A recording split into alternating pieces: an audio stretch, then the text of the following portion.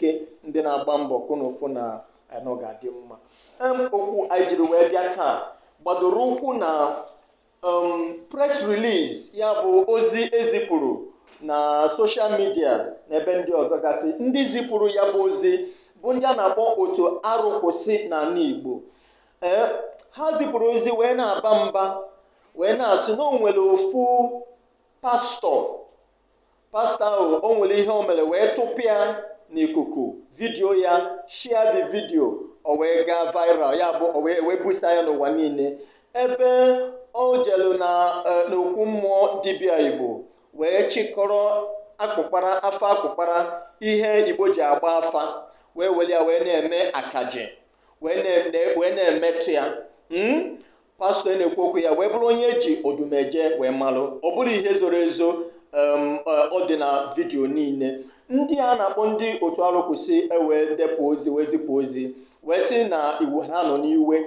Ịbịakwa n'anya na ọtụtụ ndị Igbo fụrụ omenala Igbo n'anya na soshal midia a na-aba mba na-asị kedu etu ndị ọzọ ya esi wee na-edekwaba ihe eji wee mara be ha. Ndị be anyị ọkachasị ndị kpọrọ onwe ha pastọ ha pụta ha na-emetọ ihe eji mara n'Igbo, na-eme ya akaje.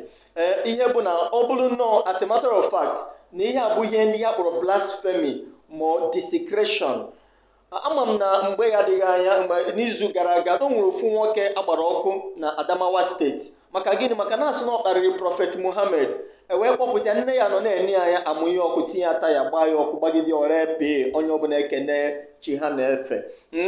Amakwa m na nso nso na o nwere ofu nwata nwaanyị jere kwa akwa ndị Reverend Sister, kwa ya n'ụdị na ahụ ya niile na-egosi ya bụghị etu ndị Reverend Sister ji akwa, mana o tinyesịrị ya cross na ihe ndị ọzọ. Onye ọbụla na-aba mba wee sị na onye na-eme ihe ya cheta na o nwelu ndị na-eso usoro okpukperechi a, na onye na-eme ihe ya emetọ na ife eji wee malụ okpukperechi ndị ọzọ. Onye na-eme ihe na onye ọbụla nwere freedom of worship, n'ikwesị dị na-asọpụrụ etu ndị ọzọ si afụ ụwa.